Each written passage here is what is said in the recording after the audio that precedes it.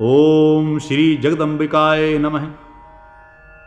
श्रीमद् देवी भागवत महापुराण, तीसरा स्कंध, पहला अध्याय।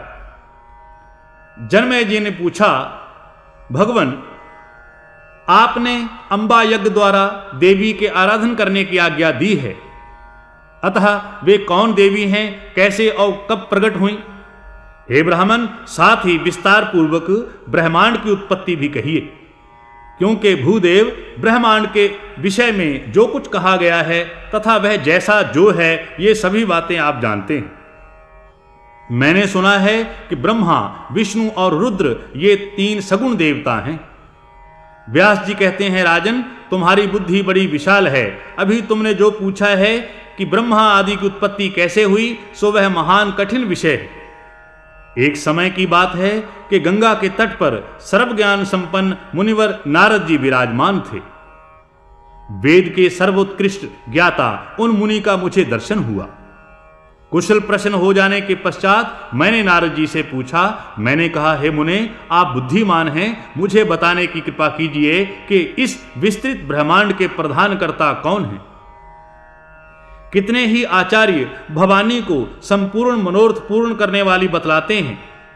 वे आदि माया महाशक्ति एवं परम पुरुष के साथ रहकर कार्य संपादन करने वाली प्रकृति हैं। ब्रह्मा के साथ उनका अभेद संबंध है।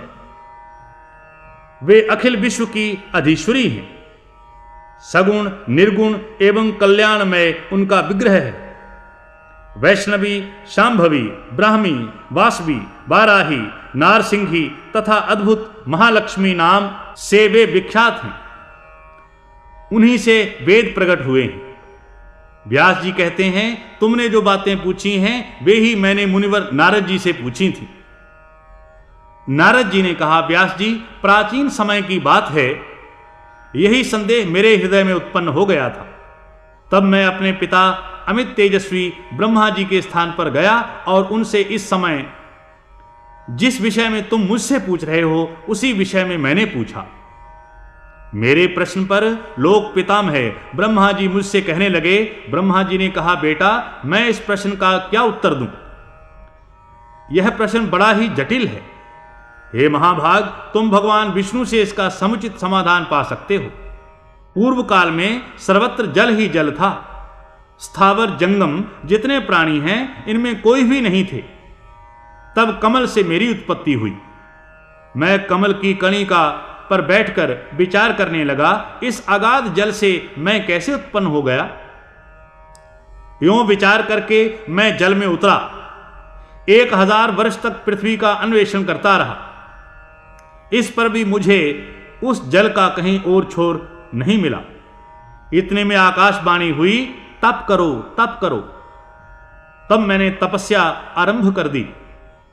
कमल पर बैठे ही हजारों वर्ष तक मैं तप करता रहा। फिर उसी समय सृष्टि करो, सृष्टि करो, ऐसी आकाशवाणी सुनाई पड़ी। सोचा कि किसकी सृष्टि करूं अथवा मेरा क्या कर्तव्य है। उसी समय मधु और कैटभ नाम के 2 भयंकर दानव सामने आ गए। मैं उनसे भयभीत हो उठा। तब कमल का डंठल पकड़कर जल में उतर गया। वहां मुझे एक परम अद्भुत पुरुष के दर्शन मिले। शेषनाग की शैया पर सोए थे। शंख, चक्र, गदा और पद्म, इन 4 आयुधों से अनुपम शोभा पा रहे थे। ऐसे शेषशायी भगवान विष्णु का मुझे दर्शन हुआ। नारद जी शेषनाग की शैया पर सोए हुए उन प्रभु को देखकर मेरा मन चिंतित हो उठा। इतने में भगवती योग निद्रा याद आ गई। मैंने उनका स्तवन किया। वे कल्याणमयी भगवती श्री विष्णु के विग्रह से निकलकर अचिंत रूप धारण करके आकाश में विराजमान हो गईं। तब तुरंत ही श्री हरि उठ बैठे। उन्होंने मधु और कैटभ के साथ 5000 वर्षों तक बड़ी घमासान लड़ाई की। तब वे दैत्य मारे गए। पहले देवी के कटाक्ष से मधु और कैटभ मोहित हो गए थे। इसके बाद भगवान विष्णु ने गोद में लेटाकर उन्हें वहीं प्राणों से रहित कर दिया था। अब वहां मैं और भगवान विष्णु 2 थे। वहीं रुद्र भी प्रकट हुए। हम तीनों को भगवती आद्य शक्ति के दर्शन हुए। तब वे आदि शक्ति हम लोगों से कहने लगी। देवी ने कहा, ब्रह्मा विष्णु और महेश्वर, तुम भली भांति सावधान होकर अपने अपने कार्य में संलग्न हो जाओ। सृष्टि, स्थिति और संहार ये तुम्हारे कार्य हैं। ब्रह्मा जी कहते हैं, हम लोगों ने उनसे कहा, माता, हम किस प्रकार इन प्रजाओं के सृजन आदि कार्य करने में सफल हों? विस्तृत भूमि का अभाव है, सभी साधन जलमग्न हैं। हमारी बात सुनकर उन कल्याण स्वरूपिणी भगवती का मुखमंडल मुस्कान से भर गया। इतने में एक सुंदर विमान आकाश से उतर आया। तब उन देवी ने हमें आज्ञा दी, देवताओं, निर्भीक होकर इच्छा पूर्वक इस विमान में प्रवेश कर जाओ। आज मैं तुम्हें एक अद्भुत दृश्य दिखाती हूं। उस रत्न जड़ित विमान पर चढ़कर हम लोग आराम से बैठ गए। ब्रह्मा जी कहते हैं, मन के समान तीव्र गति से चलने वाला वह विमान जिस अपरिचित स्थान पर गया, वहां संपूर्ण फलों से लदे हुए अनेक सुंदर वृक्ष थे। आगे एक अत्यंत सुंदर नगर दिखाई पड़ा। क्षण भर बाद ही वह एक दूसरे सुंदर प्रदेश में जा पहुंचा। वहां हमने देखा अनुपम नंदन वन था। सैकड़ों अप्सराएं, यक्ष, गंधर्व और विद्याधर उस पारिजात के उपवन में गाते और विहार करते थे। देखा तो वहीं महाभाग इंद्र भी थे। उनके समीप उनकी प्राण प्रिया शची विराजमान थी। उस स्वर्ग के दृश्य को देखकर हम आश्चर्यचकित हो गए। इतने में हमारा विमान तेजी से चल पड़ा और वह दिव्य धाम ब्रह्मलोक में आ पहुंचा। वहां एक दूसरे ब्रह्मा विराजमान थे। उन्हें देखकर भगवान शंकर और विष्णु को बड़ा आश्चर्य हुआ। भगवान शंकर और विष्णु ने मुझसे पूछा, चतुरानन, ये अविनाशी ब्रह्मा कौन है? मैंने उत्तर दिया, मुझे कुछ नहीं पता। सृष्टि के अधिष्ठाता ये कौन है? इतने में मन के समान तीव्रगामी वह विमान तुरंत वहां से चल पड़ा और कैलाश के सुरम्य शिखर पर जा पहुंचा। वहां विमान के पहुंचते ही एक भव्य भवन से त्रिनेत्रधारी भगवान शंकर निकले। वे नंदी वृषभ पर बैठे थे। नारद उस समय भगवान शंकर तथा उनके अन्य गणों को देखकर हमारे आश्चर्य की सीमा न रही। क्षण भर के बाद ही वह विमान उस शिखर से भी पवन के समान तेज चाल से उड़ा और बैकुंठ लोक में पहुंच गया। वहां भगवती लक्ष्मी का विलास भवन था। बेटा नारद, वहां मैंने जो संपत्ति देखी उसका वर्णन करना मेरे लिए असंभव है। उस उत्तम पुरी को देखकर विष्णु का मन आश्चर्य के समुद्र में गोते खाने लगा। वहां कमल लोचन श्री हरि विराजमान थे। इतने में ही पवन से बातें करता हुआ वह विमान तुरंत उड़ गया। आगे अमृत के समान मीठे जल वाला समुद्र मिला। वहीं एक मनोहर द्वीप था। मंदार और पारिजात आदि वृक्ष उसकी शोभा बढ़ा रहे थे। मनोहर वृक्ष उस द्वीप के कोने कोने को सुशोभित कर रहे थे। उसी द्वीप में एक मंगलमय मनोहर पलंग बिछा था। भांति भांति के रत्नों से उसकी विचित्र शोभा हो रही थी। उस उत्तम पलंग पर एक दिव्य रमणी बैठी थी। उनके गले में लाल रंग की माला थी। लाल वस्त्रों से श्री विग्रह सुशोभित था। ऐसी प्रभापूर्ण देवी थी मानो करोड़ों बिजलियां एक साथ चमक रही हों। वैसी सुंदरी स्त्री को मैंने कभी नहीं देखा। पास में अनेकों साधक बैठकर ह्रीं इस मंत्र का जप कर रहे थे। भुवनेश्वरी, माहेश्वरी आदि नामों को हृदयंगम करने वाली देव कन्याएं चारों ओर बैठी थी। उन्हें देखकर हम सब महान आश्चर्य में पड़ गए। आपस में कहने लगे, यह सुंदरी कौन है और इसका क्या नाम है? हम इसके विषय में बिल्कुल अनभिज्ञ हैं। हे नारद, तब भगवान विष्णु ने उन चारुहासिनी भगवती को देखकर विवेक पूर्वक निश्चय कर लिया कि वे भगवती जगदम्बिका ही हैं। तब उन्होंने कहा कि ये भगवती हम सभी की आदि कारण है। ये वे ही दिव्यांगना हैं जिसके प्रलय अर्णव में मुझे दर्शन हुए थे। उस समय मैं बालक रूप में था। दूसरा अध्याय। ब्रह्मा जी कहते हैं, इस प्रकार बताकर भगवान विष्णु ने फिर कहा कि हम लोग बार बार प्रणाम करते हुए इन भगवती के पास चलें। हम सभी अर्थात मैं, विष्णु और शंकर तीनों द्वार के पास जाकर विमान से नीचे उतरे। जब देवी ने हम सभी को द्वार पर देखा तब वे मुस्कुराकर हंसने लगी और तुरंत हम तीनों को स्त्री बना दिया। हम उत्तम आभूषणों से अलंकृत रूप वाली युवती बन गए। अब हमारे आश्चर्य का ठिकाना न रहा। फिर हम उस देवी के सन्निकट चले गए। हम स्त्री रूप में थे। हम भगवती को प्रणाम करके सामने बैठ गए।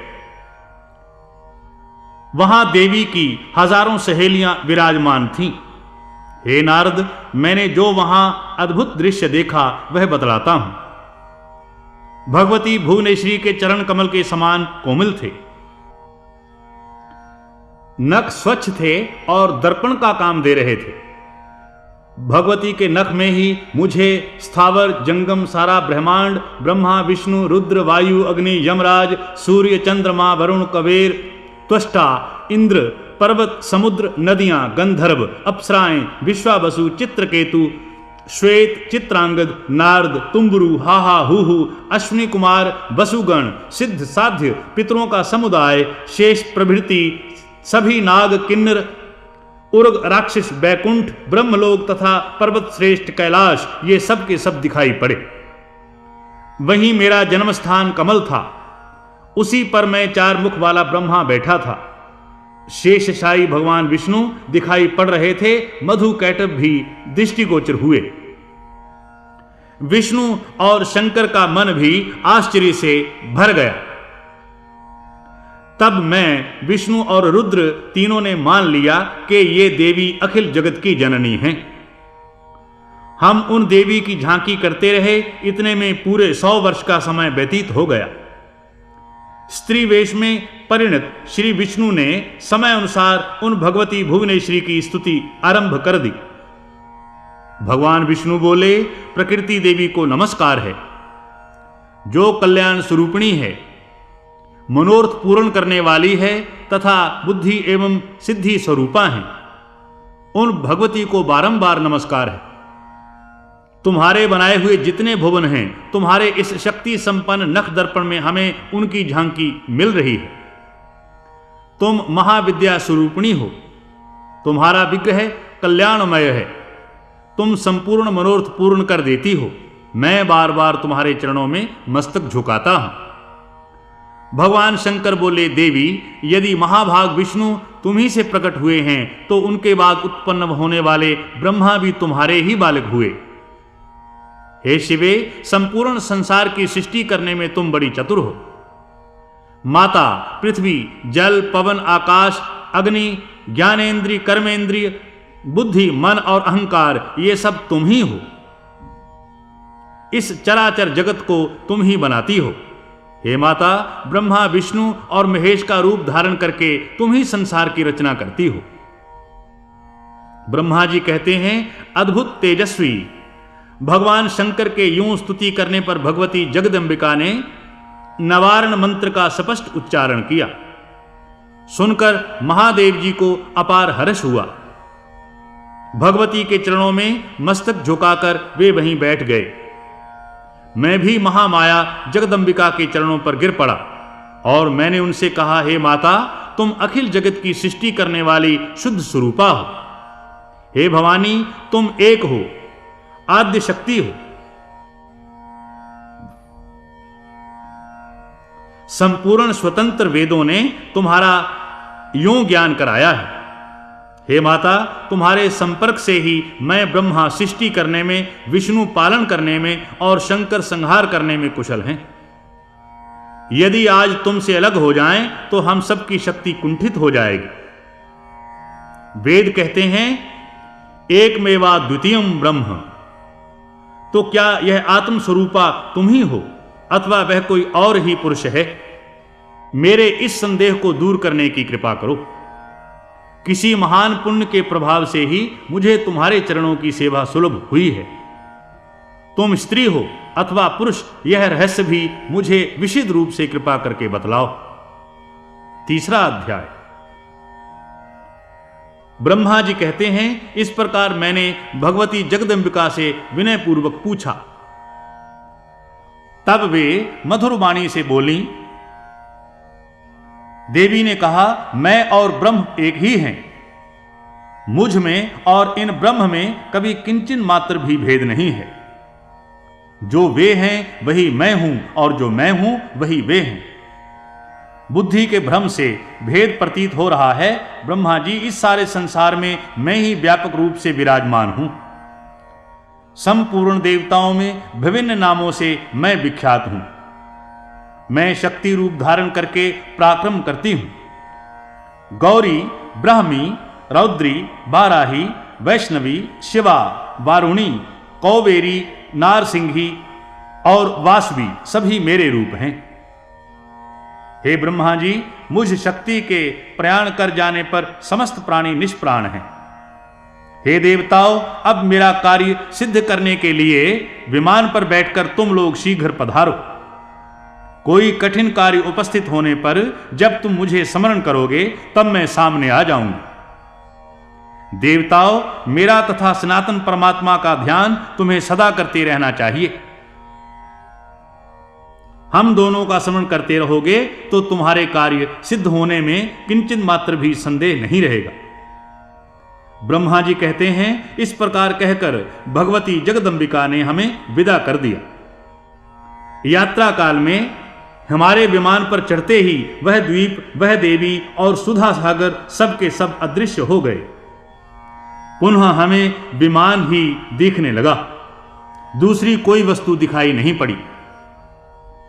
वह विमान बहुत विशाल था। उस पर बैठकर हम लोग कमल के पास पहुंचे।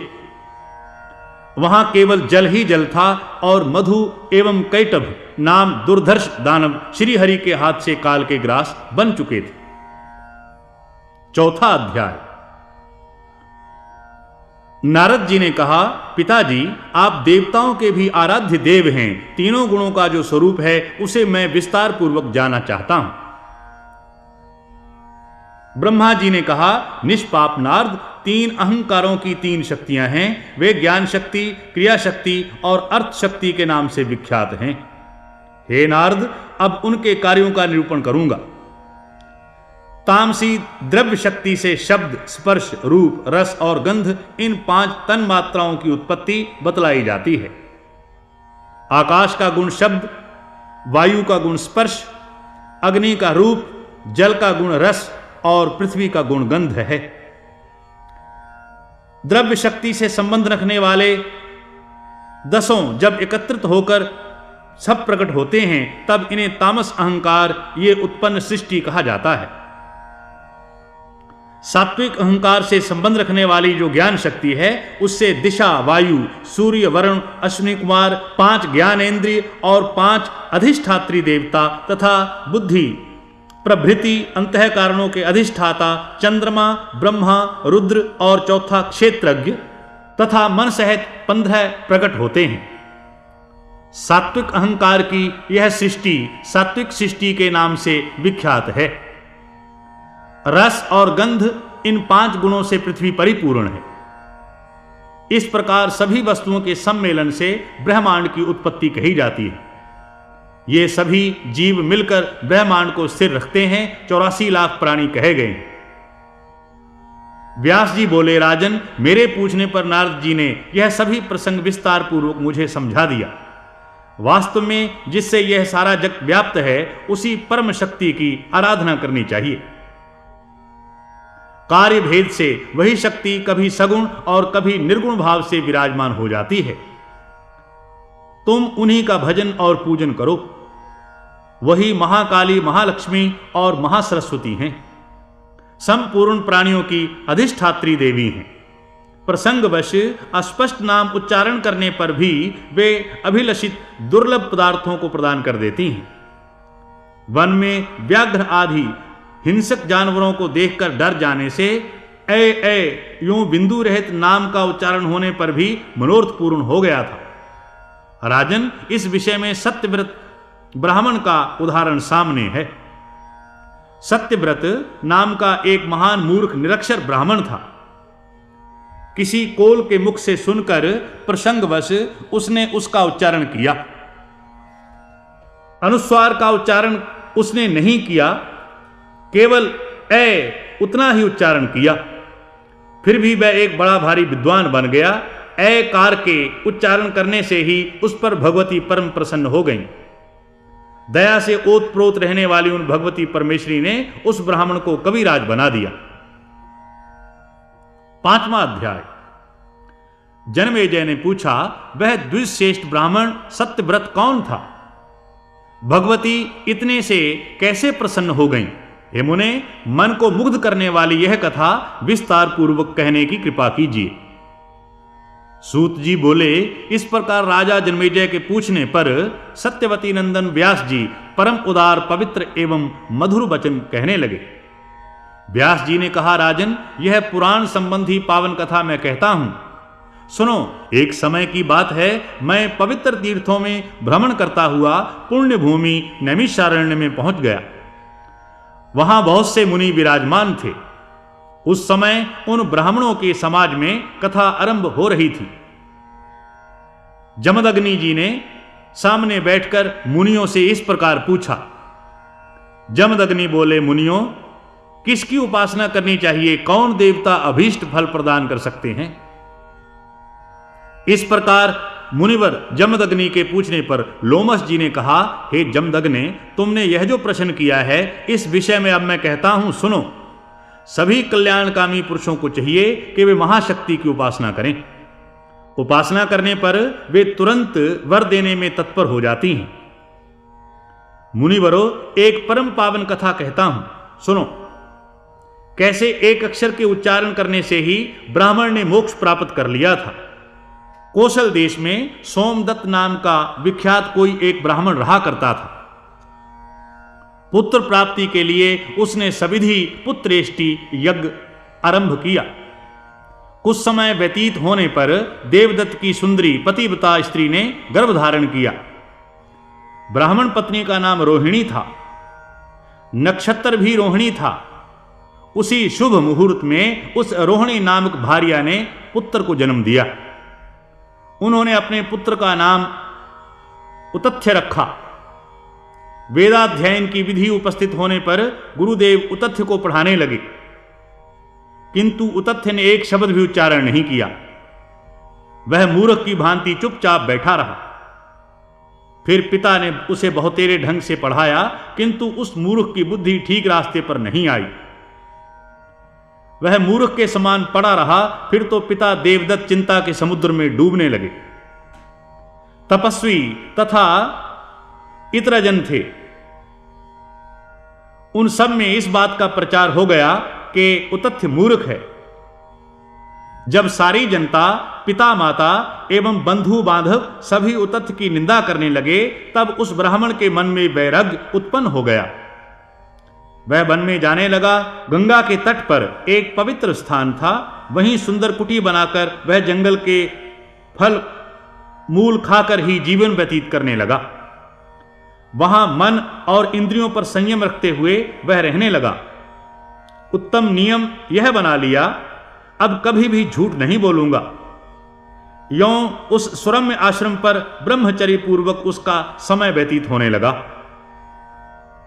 लोमस जी कहते हैं, वह ब्राह्मण उतथ्य ना वेद अध्ययन जानता था और न जप ही जानता था। देवताओं का ध्यान और आराधन कैसे होता है, इसका उसे कुछ भी ध्यान नहीं था। यों उस पुण्य सलिला गंगा के तट पर 14 वर्ष व्यतीत हो गए। ना कोई आराधना की, न जप किया, न किसी मंत्र की जानकारी प्राप्त की। उस वन में रहकर उतथ्य ने केवल समय ही व्यतीत किया। पर उतथ्य मुनि सत्य बोलने का व्रत पालन करते हैं। यह बात सब लोग जान गए। सारी जनता में उनका यश फैल गया कि ये सत्य व्रत हैं। कभी भी इनके मुख से मिथ्या वाणी नहीं निकलती। एक समय की बात है, एक महान मूर्ख जंगली आदमी शिकार खेलते हुए वहां आ पहुंचा। उस धनुषधारी किरात के बाण से एक सूअर बिंध गया था। अत्यंत भयभीत होकर भागता हुआ वह सूअर बड़ी शीघ्रता से उतथ मुनि के पास पहुंचा। उस दीनहीन पशु पर उतथ मुनि की दृष्टि पड़ गई। रुधिर से भीगे शरीर वाला वह सूअर मुनि के सामने से ही दौड़ा जा रहा था। दया के उद्रेक से उतथ मुनि कांप उठे, फिर तो उनके मुख से सारस्वत बीज ए का उच्चारण हो गया। वे महात्मा उतथ तो नितांत अज्ञानी थे, उन्हें सारस्वत बीज मंत्र का क्या पता, किंतु शोक में पड़ जाने पर उनके मुख से यह उच्चारण हो गया। इधर वह सूअर आश्रम में जाकर एक सघन झाड़ी में छिप गया। इसके बाद तुरंत वह निषादराज शिकारी कान तक बाण खींचे हुए धनुष हाथ में लिए उतथ मुनि के सामने आ पहुंचा। उसने सामने खड़े होकर प्रणाम किया और पूछा, द्विजवर, सूअर कहां गया? मैं जानता हूं आप प्रसिद्ध सत्यव्रती हैं, अतः अब मैं आपसे पूछ रहा हूं कि मेरे बाण से बिंधा हुआ वह सूअर कहां है? इस प्रकार उस व्याघ्र के पूछने पर महाभाग उतथ मुनि के मन में भांति भांति के विचार उठने लगे। सोचा, नहीं देखा है, यह कहने पर कौन सा उपाय है कि जिससे मेरा सत्यव्रत नाश न हो? परंतु सत्य हो या असत्य, मैं यह भी कैसे कहूं कि बाण से बिंधे हुए शरीर वाला सूअर इधर गया है? यह क्षुधातुर व्याध तो पूछ ही रहा है, उसे देखकर यह मार ही डालेगा। इस धर्म संकट में पड़कर उतथ सोचते रहे, परंतु किसी निर्णय पर नहीं पहुंच सके। उतथ ने बाण से बिंधे हुए दयापात्र सूअर को देखा था। तब उनके मुंह से अनायास ऐ शब्द निकल पड़ा था। ऐ भगवती का बाग बीज मंत्र है। अतः उसे सुनकर भगवती प्रसन्न हो गईं और उन्होंने उतथ को अलभ्य विद्या प्रदान कर दी। भगवती के बाग बीज मंत्र का उच्चारण हो जाने से मुनि को संपूर्ण विद्याएं स्फुर्त हो गईं। उतथ मुनि एक महान कवि बन गए। अब उन्होंने धनुष बाण लेकर सामने खड़े हुए व्याध से यह एक श्लोक कहा। हे व्याध, देखने वाली जो आंख है वह बोलती नहीं, और जो वाणी बोलती है उसने देखा नहीं। फिर तुम अपना कार्य साधने की धुन में लगे हुए हो, क्यों बार बार पूछ रहे हो? मुनिवर उतथ के यूं कहने पर वह पशुघाती व्याघ्र चला गया। अब वे ही उतथ एक दूसरे वाल्मीकि की भांति प्रकांड विद्वान हो गए। सारे भूमंडल में सत्यव्रत नाम से उनकी प्रसिद्धि हो गई। तदनंतर सारस्वत बीज मंत्र ऐ का उन्होंने विधिवत जाप किया। जिन पिता ने उतथ को त्याग दिया था, वे आश्रम पर गए और बड़े आदर के साथ मुनि उतथ को घर लौटा लाए। अतएव राजन, उन आदि शक्ति भगवती जगदंबिका की उपासना करनी चाहिए। व्यास जी कहते हैं, राजन, नैमिषारण्य क्षेत्र में मुनि मंडली बैठी थी। उस समय लोमस जी के मुख से भगवती का यह उत्तम महात्म मैंने सुना था। छठा अध्याय। राजा जनमेजय ने कहा, प्रभु, आप भगवती जगदंबिका के अनुष्ठान की विधि बतलाने की कृपा कीजिए। व्यास जी बोले, हे राजन, सुनो, मैं भगवती के यज्ञ का सविधि वर्णन करता हूं। अनुष्ठान विधि से ये यज्ञ सदा 3 प्रकार के समझने चाहिए: सात्विक, राजस और तामस।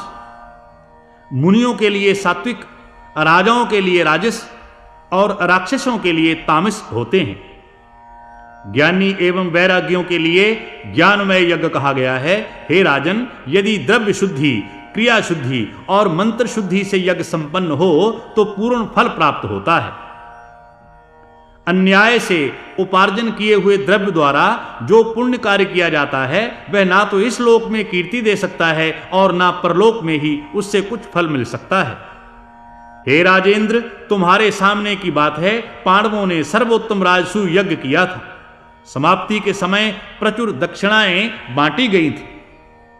उस यज्ञ में यादवेश्वर भगवान श्री कृष्ण स्वयं पधारे थे। फिर भी पांडवों को अत्यंत कठिन कष्ट भोगने पड़े। उन्होंने वनवास के दुख भोगे, पांचाली को विपत्ति झेलनी पड़ी, जुए में पांडव हार गए, भला यज्ञ का फल कहां रहा? कर्मशील विद्वानों ने प्रायः कर्म को प्रधान बतलाया है। वे कहते हैं कर्ता के मंत्र के और द्रव्य के भेद से विपरीत फल हो जाता है। प्राचीन समय की बात है, जब राजा दशरथ को एक भी संतान नहीं थी, तब उन्होंने पुत्रेष्टि यज्ञ किया था। इससे उन्हें 4 पुत्र उत्पन्न हुए। अतः युक्ति पूर्वक क्रिया करने पर यज्ञ सर्वथा सिद्धि प्रदान कर सकता है। हे महाराज, सात्विक यज्ञ को बड़ा ही दुर्लभ बतलाया गया है। वानप्रस्थी मुनि लोग इस यज्ञ को कर सकते हैं। हे राजन, जो तपस्या में तत्पर रहने वाले मुनि प्रतिदिन सात्विक भोजन करते हैं, जंगली पका हुआ फल ग्रहण करते हैं, पशु बलि तो करते ही नहीं, श्रद्धा अधिक रखते हैं, ऐसे ही यज्ञों को परम सात्विक यज्ञ कहा गया है।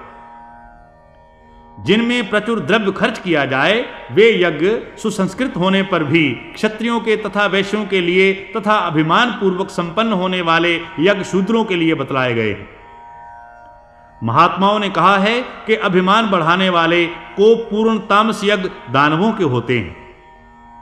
जो मुमुक्षु पुरुष हैं तथा जगत से जिनका विराग हो गया है, उन महात्माओं के लिए मानसिक यज्ञ का विधान है। एक मानस यज्ञ के सिवा किसी भी यज्ञ में सांगोपांग सभी साधन नहीं मिल सकते। सबसे पहले मन की शुद्धि आवश्यक है। मन सर्वथा गुण रहित हो जाए, जिसका मन इंद्रियों के विषयों का परित्याग करके शांत हो जाता है, वही पुरुष इस यज्ञ के करने का अधिकारी है। मानसिक विशाल वेदी की कल्पना कर मन से ही विधिवत अग्नि स्थापना भी कर ले। सभी श्रेष्ठ ब्राह्मणों की यत्न पूर्वक मानसिक पूजा भी कर लेनी चाहिए। भगवती जगदंबिका निर्गुण शक्ति के रूप में पधार कर फल प्रदान करती हैं। वे ही ब्रह्म विद्या हैं, उन्हीं पर सारा जगत टिका है। मानसिक यज्ञ करने वाला ब्राह्मण उन्हीं भगवती जगदंबिका के उद्देश्य से उन्हीं के द्रव्य का प्राण रूपी अग्नि में हवन कर दे।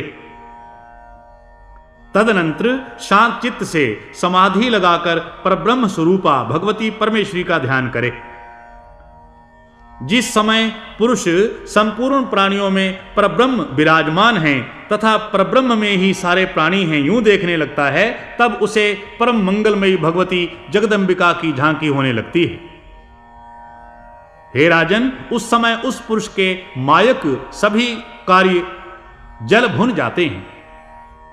इस प्रकार किया हुआ यज्ञ मोक्ष रूपी फल प्रदान करता है, इसमें कोई संशय नहीं है। परंतु विजय की अभिलाषा रखने वाला राजा इस यज्ञ को संपन्न नहीं कर सकता।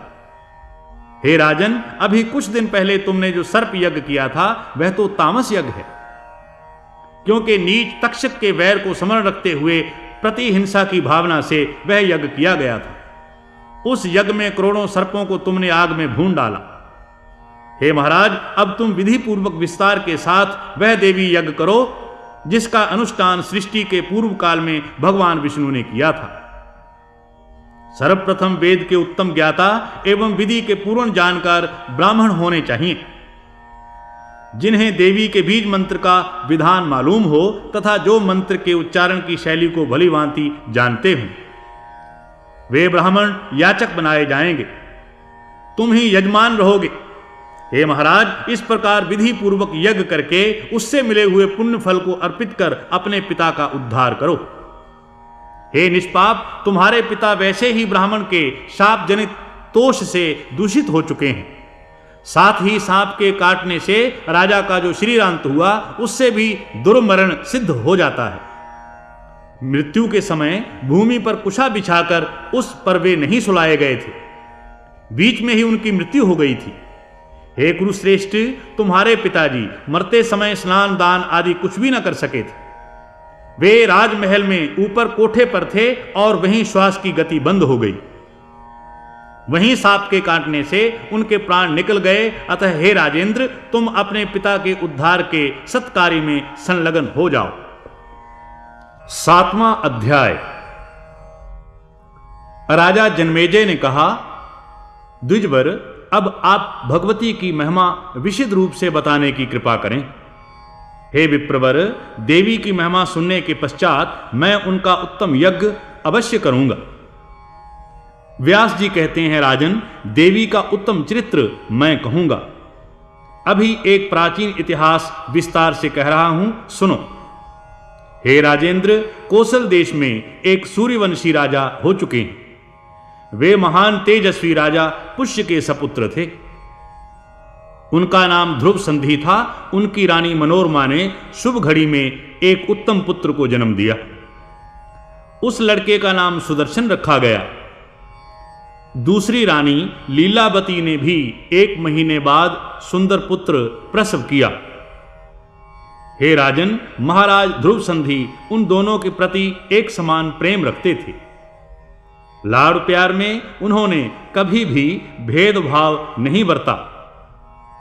इस प्रकार कुछ समय व्यतीत हो जाने पर शिकार में सदा प्रेम रखने वाले महाराज ध्रुव संधि एक दिन वन में गए। राजा भयंकर जंगल में शिकार खेल रहे थे। इतने में झाड़ी से महान रोष में भरा हुआ एक सिंह बाहर निकल आया।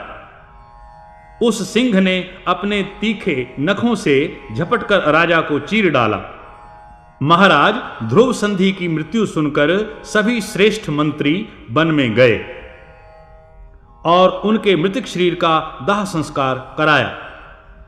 तदनंतर प्रजावर्ग, मंत्रिमंडल और मुनिवर वशिष्ठ सब के सब सुदर्शन को राजा बनाने के लिए आपस में विचार करने लगे। राजा ध्रुव संधि के मर जाने पर उनकी रानी लीलावती ने अपने पिता युधाजित को समाचार दे दिया था, जिसे सुनकर अपने दौहित्र शत्रुजित का हित साधन करने के विचार से उज्जैनी पति का आगमन हुआ था। वैसे ही मनोरमा का पिता राजा वीरसेन, जो कलिंग देश का शासक था, अपने दौहित्र सुदर्शन का हित साधन करने के लिए वहां आ गया। दोनों नरेशों के साथ पर्याप्त संख्या में सैनिक थे। स्थिति बड़ी भयंकर थी। राजगद्दी पर किसका अधिकार होगा, इस बात को लेकर मुख्यमंत्रियों के साथ उन्होंने मंत्रणा आरंभ कर दी। युधाजित ने मंत्रियों से कहा, निश्चय ही तुम लोग अपना स्वार्थ सिद्ध करना चाहते हो। तुम्हारी इच्छा है कि सुदर्शन को राजा बनाकर उसका धन हड़प लें। सुदर्शन से शत्रुजित अधिक बलवान है, अतः राजा के आसन पर वही बैठे, ऐसी तुम लोगों की सम्मति होनी चाहिए। वीरसेन और युधाजित दोनों नरेशों में बड़ा वाद विवाद छिड़ गया। युधाजित और वीरसेन दोनों लड़ने की अभिलाषा से मैदान में डट गए। व्यास जी कहते हैं, युद्ध आरंभ हो जाने पर वीरसेन, युधाजित दोनों नरेश लड़ने के लिए शस्त्रों को लेकर उपस्थित हो गए। क्रोध और लोभ ने उन्हें अपने वश में कर लिया था। उस युद्ध में इतने हाथी, घोड़े और वीर कटे कि उनके रुधिर से एक भयंकर नदी बह चली। तदनंतर उस घमासान युद्ध में राजा युधाजित ने अपने तीखे एवं अत्यंत भयंकर अनेक बाणों से वीरसेन पर वार किया।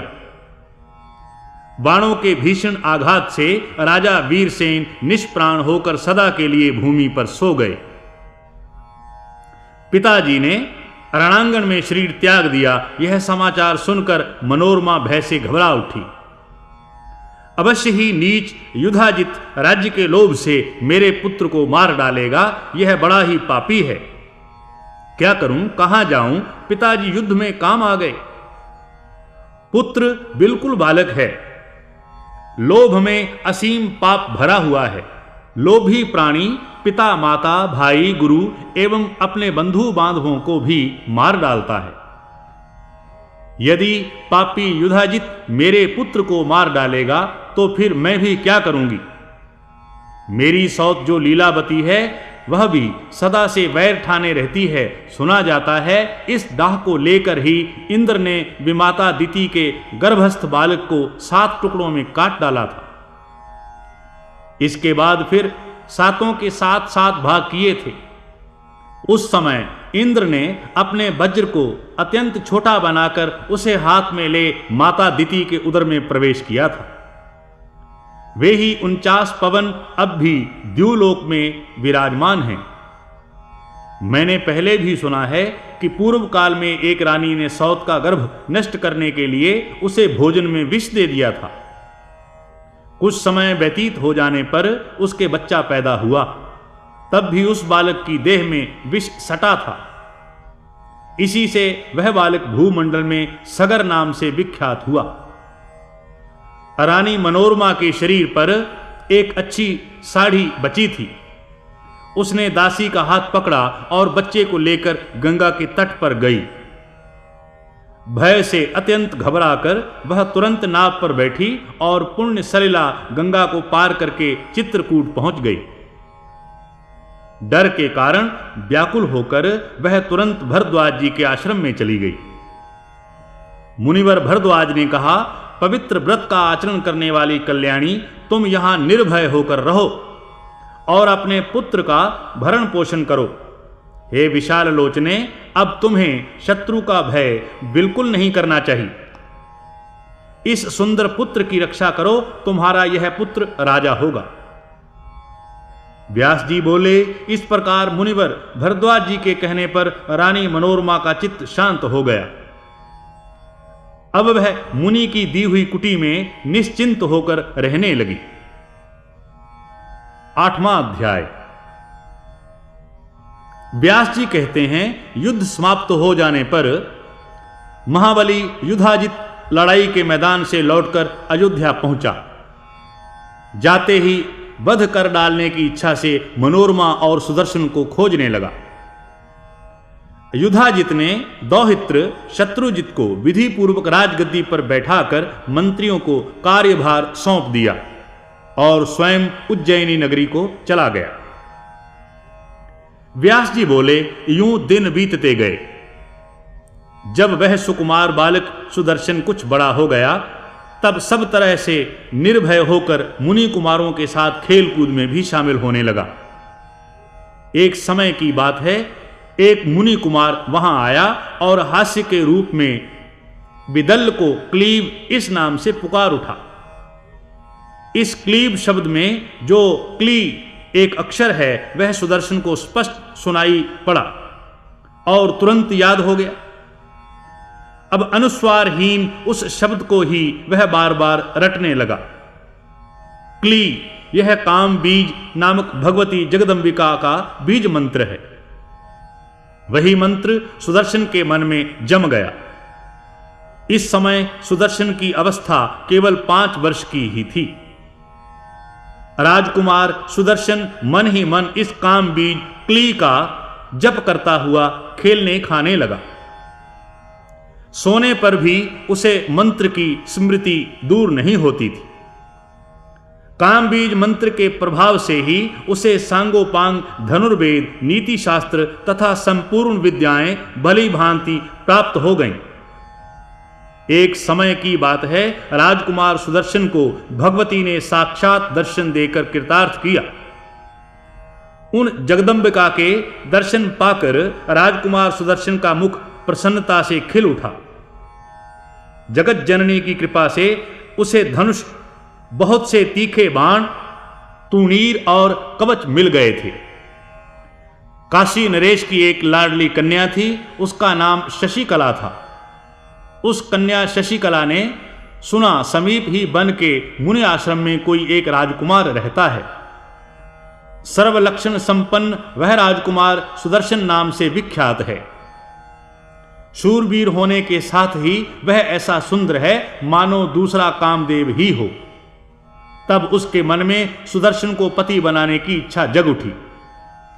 उसी दिन आधी रात के समय स्वप्न में भगवती जगदंबिका शशिकला के पास पधारी और उसे आश्वासन देकर स्वस्थ चित्त से यह वचन कहने लगी, सुदर्शन मेरा भक्त है, मेरी आज्ञा मानकर संपूर्ण कामनाओं को पूर्ण करने वाला वह सुदर्शन अब तुम्हारा हो गया। 9वां अध्याय। व्यास जी कहते हैं, राजकुमार सुदर्शन के कोई सहायक नहीं था, न पास में संपत्ति थी और न वह प्रसिद्ध सूरवीर ही था। केवल भगवती जगदंबा का कामबीज मंत्र उसके हृदय में बस गया था। उसी मंत्र के जप के प्रभाव से सुदर्शन को सिद्धि मिल गई। श्रृंगवेरपुर के अध्यक्ष निषाद ने सुदर्शन के पास आकर उसे एक उत्तम रथ चढ़ने को दे दिया। तत्पश्चात उत्तम व्रत का पालन करने वाले उन मुनियों ने मनोरमा से कहा, सुमुखी, अब तुम्हारा पुत्र भूमंडल का सम्राट होकर रहेगा। व्यास जी बोले, सुदर्शन को सभी विद्याएं सुलभ हो गई थीं। वह राजकुमार रथ पर बैठकर जहां जाता वहां तेज से ऐसा जान पड़ता था मानो एक अक्षौहिणी सेना उसके साथ हो। उधर शशिकला के पिता राजा सुबाहु ने कन्या को विवाह के योग्य आयु समझकर बड़ी सावधानी के साथ स्वयंवर की तैयारी कराई। महाराज सुबाहु के दरबार में इच्छा स्वयंवर की योजना बनी।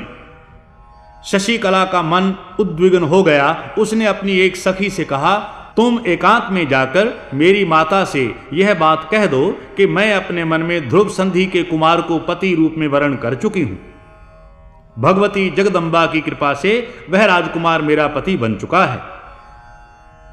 तो व्यास जी बोले, हे ऋषियों, शशिकला की सखी के वचन सुनने के पश्चात रानी ने राजा के आने पर पुत्री की सभी बातें उनको कह सुनाई।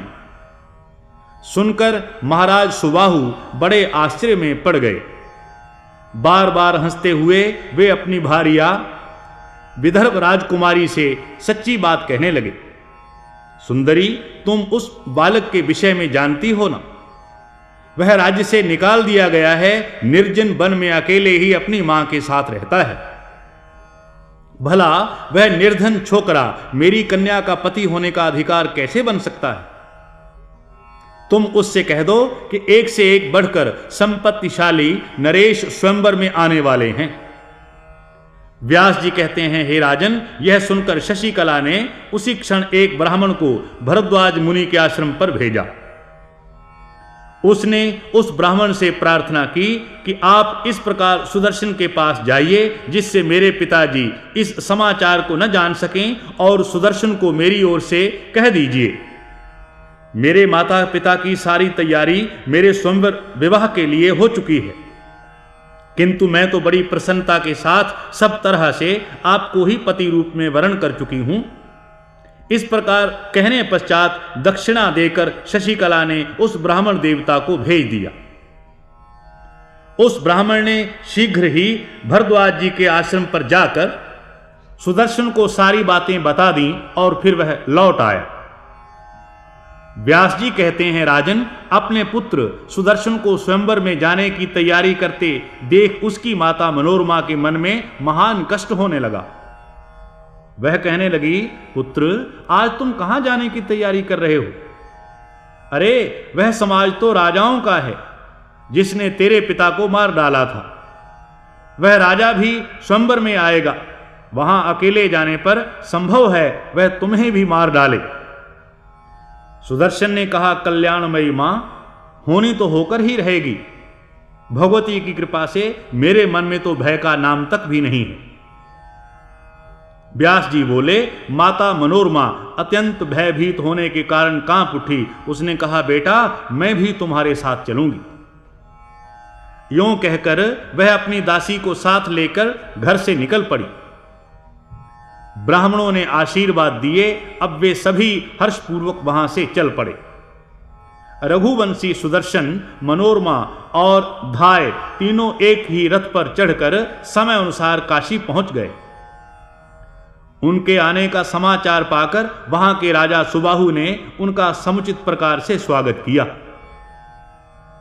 राजा युधाजित भी अपने दौहित्र के साथ वहां आया था तथा अन्य पर्वतीय प्रांतों से बहुत से महान प्रतापी योद्धा उस स्वयंवर में सम्मिलित हुए थे।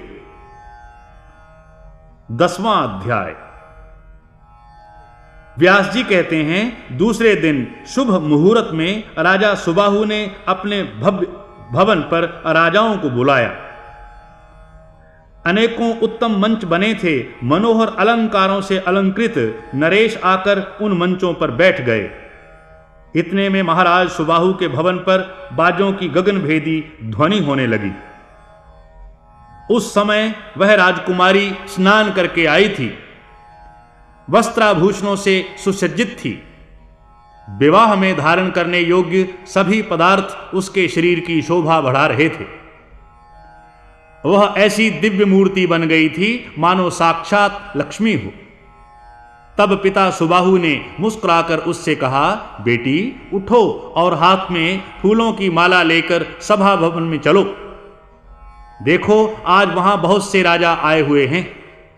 सुमध्य में उनसे जो गुणवान, रूपवान और उत्तम वंश से संबंध रखने वाला हो और श्रेष्ठ राजा हो, तुम्हारे मन में जंच जाए उसी को तुम वरण करो।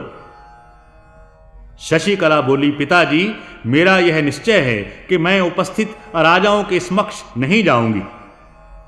काम के सजीव पुतले उन नरेशों के समक्ष दूसरी स्त्रियां भले ही जाया करें।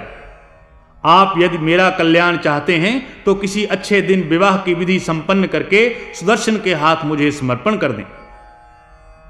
व्यास जी बोले, हे राजन, तब शशिकला की बात सुनकर राजा सुबाहु का मन चिंतित हो उठा। इस अवसर पर यदि मैं उनसे कह दूं कि कन्या स्वयंवर में नहीं आती तो वे खोटी बुद्धि वाले नरेश मुझे मार ही डालेंगे। इस प्रकार चिंतित होकर तथा मन ही मन कुछ सोचकर राजा सुबाहु नरेशों के पास गए और उन्हें प्रणाम करके बड़ी नम्रता के साथ कहने लगे, हे महानुभाव राजाओं, मैं क्या करूं? मेरी पुत्री स्वयंवर में नहीं आ रही है। मैं आप सभी राजाओं का सेवक हूं। आपके चरणों पर मेरा मस्तक पड़ा है। अतः अब आप पूजा आदि स्वीकार करके अपने अपने भवन पर पधारने की कृपा करें। मैं आप लोगों का कृपा पात्र हूं। मुझे सब तरह से आपकी सेवा स्वीकार है। अब आपको चाहिए कि मेरी कन्या को आप अपनी कन्या के समान समझ लें। व्यास जी कहते हैं, महाराज सुबाहु की बात सुनकर कुछ राजा तो चुप हो गए, किंतु युधाजित की आंखें क्रोध से लाल हो उठी। अत्यंत कुपित होकर वह सुबाहु से कहने लगा, राजा तू बड़ा मूर्ख है। क्यों तूने स्वयंवर में राजाओं को बुलाया? क्या तू संपूर्ण राजाओं का अपमान करके सुदर्शन के साथ अपनी कन्या का विवाह करना चाहता है? मैं अभी तुझ पापी नरेश को मार डालता हूं। इसके बाद सुदर्शन भी मेरे हाथ से काल के गाल में जाएगा। फिर मैं इस कन्या का अपने दौहित्र के साथ विवाह करूंगा। राजेंद्र, तू जा और इस कार्य को संपन्न कर। असाध्य कलह में पड़ना उचित नहीं है। व्यास जी बोले, हे राजन, युधाजित के उत्तेजना पूर्ण वचन कहने पर सुबाहु के शोक का पारावार न रहा। लंबी सांस छोड़ता हुआ वह भवन में गया और दुखी होकर अपनी पत्नी से कहने लगा, सुंदर नेत्रों से शोभा पाने वाली प्रिय, तुम्हें सभी धर्म ज्ञात हैं। तुम पुत्री से कहो कि ऐसा भयंकर कलह मच गया है, इस अवसर पर मुझे क्या करना चाहिए? मैं स्वयं कुछ कर नहीं सकता, क्योंकि मैं तो तुम्हारे वश में हूं। व्यास जी बोले, राजा सुबाहु की बात सुनकर रानी पुत्री के पास गई और बोली, हे बेटी, महाराज अत्यंत दुखी है। यदि हट करके सुदर्शन को ही वरोगी तो पराक्रमी युधाजित तुमको और हम लोगों को भी अवश्य ही मार डालेगा। पिता माता की बात सुनकर शशिकला को कुछ भी भय नहीं हुआ। वह निर्भीकता से बोली, आप निश्चिंतता पूर्वक वैवाहिक विधि का पालन करते हुए मुझे सुदर्शन को सौंप दीजिए। जिनके नाम का कीर्तन करने से अनेकों दुख टल जाते हैं, वे ही भगवती चंडी का कल्याण करेंगी। आज रात में वैदिक विधि से सुदर्शन के साथ मेरा पाणी ग्रहण संस्कार कर दीजिए और समुचित दहेज देकर विदा भी कर दीजिए। मैं अकेली ही सुदर्शन के साथ चली जाऊंगी। 11वां अध्याय। व्यास जी बोले, राजा सुबाहु का अंतःकरण बड़ा पवित्र था। अपनी पुत्री की बात सुनकर वह राजाओं के पास गया और बोला, राजाओं, आज आप लोग अपने डेरे पर पधारें। विवाह का कार्यक्रम कल के लिए टल गया। फिर कल इस सभा भवन में पधारिए। हम सब मिलकर विवाह का कार्य संपन्न करेंगे। राजाओं, मेरी कन्या शशिकला का आज स्वयंवर में आना बिल्कुल असंभव है। राजा सुबाहु की बात सुनने के पश्चात उपस्थित सभी नरेश अपने अपने स्थान पर चले गए। इधर सुबाहु ने विवाह का समय निश्चित किया। अंतःपुर में गुप्त स्थान बनाया गया। मंडप में पुत्री शशिकला को बुलाकर विवाह का कार्य संपन्न करने में लग गया। अपनी कन्या शशिकला का विधि पूर्वक सुदर्शन के साथ पाणी ग्रहण संस्कार कर दिया। जब नरेशों को यह पता लगा कि विवाह तो हो गया, तब तो उनकी क्रोधाग्नि भड़क उठी। वे नगर से बाहर निकलकर कहने लगे, सुदर्शन निश्चय ही राजकुमारी शशिकला के साथ विवाह करने में अयोग्य है।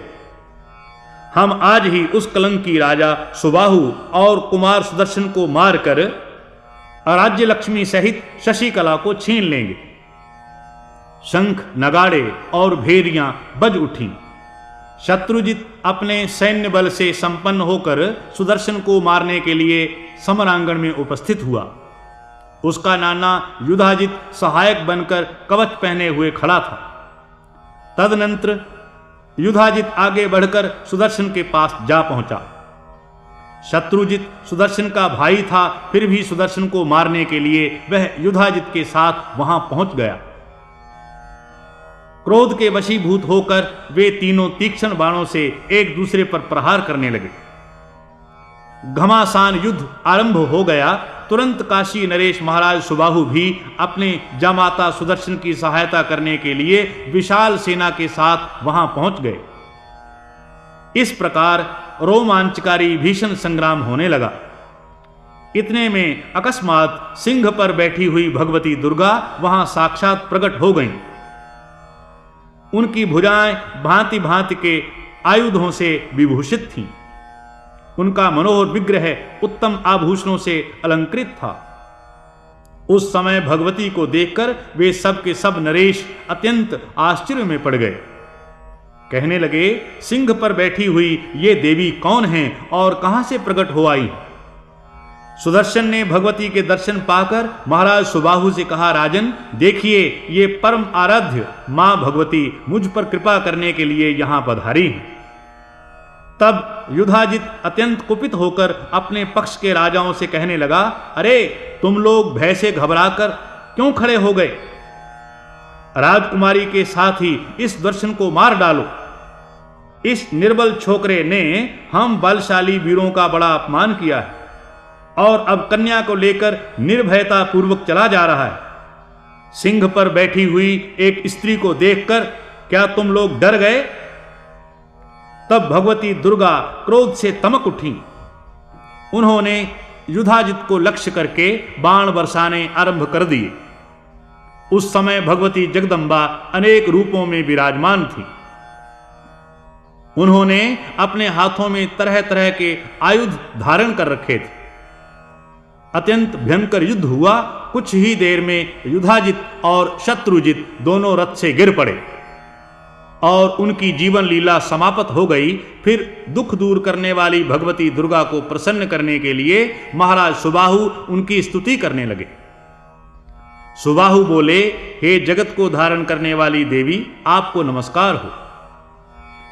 भगवती शिवा को निरंतर नमस्कार है। हे माता, तुम अपने भक्त को जन्म मरण आदि के भय से मुक्त कर देने में समर्थ हो, फिर उसके लौकिक मनोरथ पूर्ण कर देने में कौन सी बात है? व्यास जी बोले, इस प्रकार स्तुति करने पर कल्याण स्वरूपिणी भगवती जगदम्बा प्रसन्न हो गईं। उन्होंने महाराज सुबाहु से कहा, सुव्रत वर मांगो। 12वां अध्याय। व्यास जी कहते हैं, उस समय भगवती जगदम्बा के वचन सुनकर महाराज सुबाहु भक्ति भाव से प्रसन्न होकर कहने लगे। सुबाहु बोले, एक ओर भूलोक एवं देवलोक का राज्य रख दिया जाए और एक ओर तुम्हारे पुण्य दर्शन, तो वह राज्य तुम्हारे दर्शन की तुलना कभी नहीं कर सकता। हे देवी, मैं क्या वर मांगूं? भगवती दुर्गे, तुम कृपा की समुद्र हो। काशीपुरी जब तक धराधाम पर रहे तब तक तुम्हारा यहां रहना परम आवश्यक है।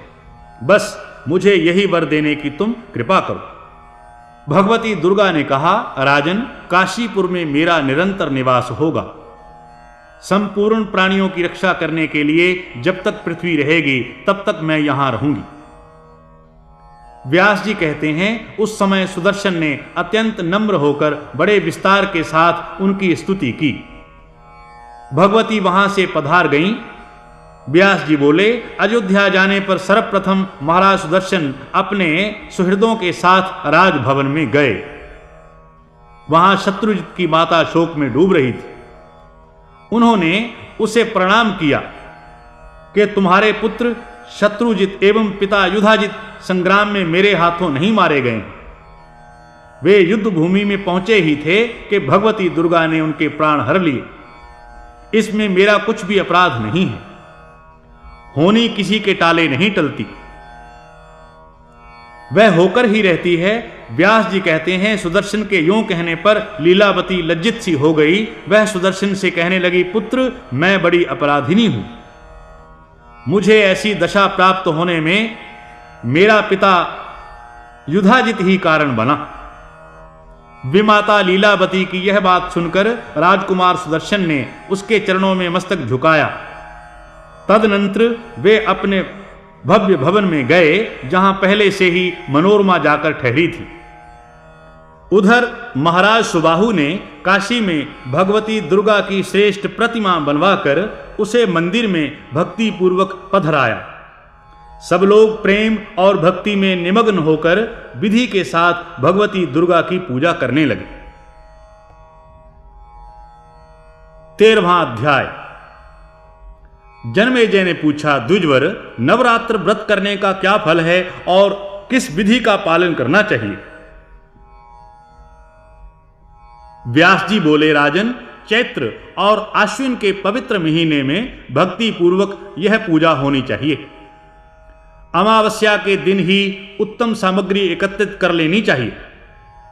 उस दिन एक ही बार हविष्यान्न का भोजन करें। किसी समतल भूमि पर मंडप बनवाए। पाद्य, अर्ध और आत्मनी से ब्राह्मणों की पूजा होनी चाहिए। अपनी शक्ति के अनुसार वर्ण में वस्त्र और भूषण आदि अर्पण करें। घर में संपत्ति हो तो कृपणता करना अनुचित है। संतुष्ट ब्राह्मणों द्वारा ही सम्यक प्रकार से कार्य परिपूर्ण हो सकता है। देवी का पाठ करने के लिए ब्राह्मणों के विषय में कहा गया है, 9, 5, 3 अथवा एक ही ब्राह्मण का वर्ण करे। वेदी पर रेशमी वस्त्र से आच्छादित सिंहासन स्थापन करे। उस पर भगवती जगदम्बा की प्रतिमा पधराए। भगवती की 4 भुजाएं हों और हाथों में आयुध विराजमान हों। नंदा तिथि अर्थात प्रतिपदा में हस्त नक्षत्र हो तो उस समय का पूजन उत्तम माना जाता है। हे राजन, पहले दिन उत्तम विधि से किया हुआ पूजन मनुष्यों की अभिलाषा पूर्ण करने वाला होता है। हवन करने के लिए त्रिकोण कुंड बनाना चाहिए अथवा उत्तम वेदी भी बनाई जा सकती है, किंतु वह भी त्रिकोण ही हो। दिव्य वस्त्र भूषण और अमृत के समान मधुर भोजन आदि से कुमारी कन्याओं की पूजा करनी चाहिए। पहले दिन एक की पूजा करे, फिर क्रमशः एक एक बढ़ाता जाए। दूसरे दिन 2 एवं तीसरे दिन 3, इस प्रकार 9वें दिन 9 कन्याओं का पूजन करना चाहिए। जिस राजा को विद्या, विजय, राज्य एवं सुख पाने की अभिलाषा हो, वह संपूर्ण कामना पूर्ण करने वाली भगवती कल्याणी की निरंतर पूजा करे। शत्रु का शमन करने के लिए भगवती कालिका की भक्ति पूर्वक आराधना करनी चाहिए। भगवती चंडिका की पूजा से ऐश्वर्य एवं धन की पूर्ति होती है। राजन, किसी को मोहित करने, दुख दारिद्र्य को हटाने तथा संग्राम में विजय पाने के लिए भगवती शांभवी की सदा पूजा करनी चाहिए। किसी कठिन कार्य को सिद्ध करते समय अथवा यदि दुष्ट शत्रु का संहार करना हो तो भगवती दुर्गा की पूजा करनी चाहिए। महान से महान पापी भी यदि नवरात्र व्रत कर लें तो संपूर्ण पापों से उसका उद्धार हो जाता है।